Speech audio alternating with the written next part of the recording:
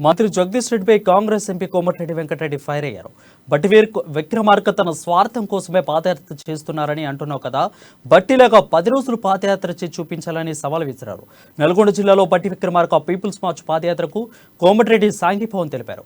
ఈ సందర్భంగా ఆయన మాట్లాడుతూ మంత్రి జగదీష్ రెడ్డిపై అనేక కేసులున్నాయన్నారు. 2014లో సేమ్ కేసీఆర్ ఇక్కడే కూర్చొని కుర్చీ వేసుకుని నక్కలగండి ప్రాజెక్టు పూర్తి చేస్తా అన్నాడు. ఇప్పుడు ఏమైందని ప్రశ్నించారు. నాగార్జునసాగర్ డ్యాం కట్టించింది కూడా కాంగ్రెస్ ప్రభుత్వమని గుర్తు చేశారు. రాబోయే ఎన్నికల కోసం 5 నెలలు కష్టపడితే రానున్న 5 ఏళ్లు మరవలేమని కోమటిరెడ్డి కార్యకర్తలకు సూచించారు. కాంగ్రెస్ పార్టీలో ఎమ్మెల్యే నుండి సీఎం వరకు అందరూ ఒకేలా ఉంటారు, కలిసి పనిచేస్తారని చెప్పారు.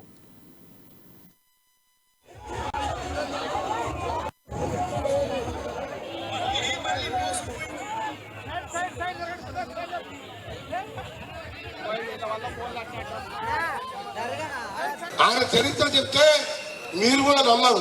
నాకు మొత్తం చరిత్ర తెలుసు. ముందుగా నూకా వృక్షం నాగారం గ్రామం అంటే ఆయన పుట్టిన ఊరు.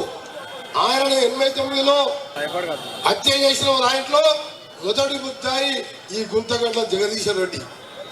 కాసర్ల మదన్మోహన్ రెడ్డి 92.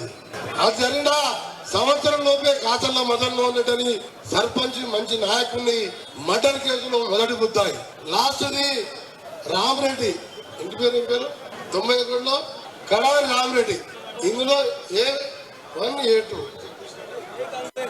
A1 Jagadish Reddy, A2 Ramachandra Reddy.